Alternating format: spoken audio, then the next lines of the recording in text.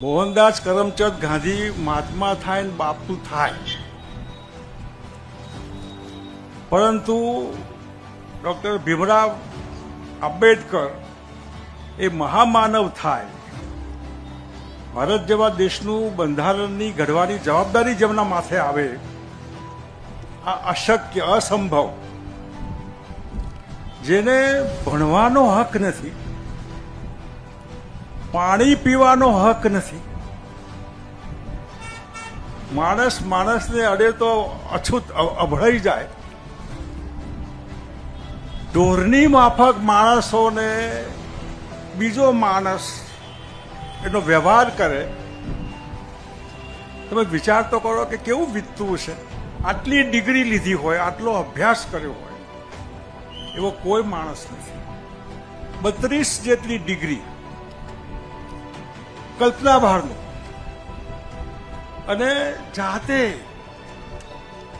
ગાયકવાડે જે ગ્રાન્ટ આપેલી, મદદ કરેલી, એ ટાઈમ બાઉન્ડ હતી, અને ટાઈમ બાઉન્ડના હિસાબે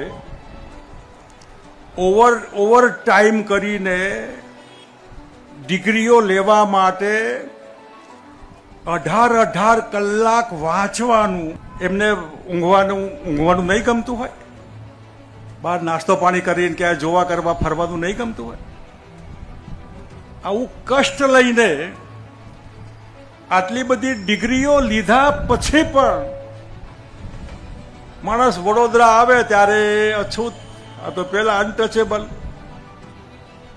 કોઈ ઘરમાં બોલાવે નહીં, પાણી ન પાય, ચા ન પાય, મિત્રો હોય એ પણ. તમે વિચાર કરો, આ હિન્દુ સમાજને માફ ન કરાય ને, અને માટે એમને કીધું કે હું ભલે જન્મ્યો હિન્દુ, પણ હું મારે હિન્દુ મરી નથી જવું. કેટલું વીત્યું છે ને, હજી પણ કંઈ બહુ દૂર છે એવું નહીં. આજે ગામડામાં વરઘોડા નીકળતા નથી ને આજે પણ કોઈ દલિત સમાજનો માણસ મૂછો રાખે તો કોઈને તકલીફ થાય. એટલે આ ધંધા, તમને તકલીફ શું છે આમાં? આ માનસિકતા, આ જેને જમણેરી વિચારસરણી કહેવાય, રૂઢિચુસ્તતા, જેનું શાસન ગુજરાતમાં 30 વર્ષથી ચાલી રહ્યું છે.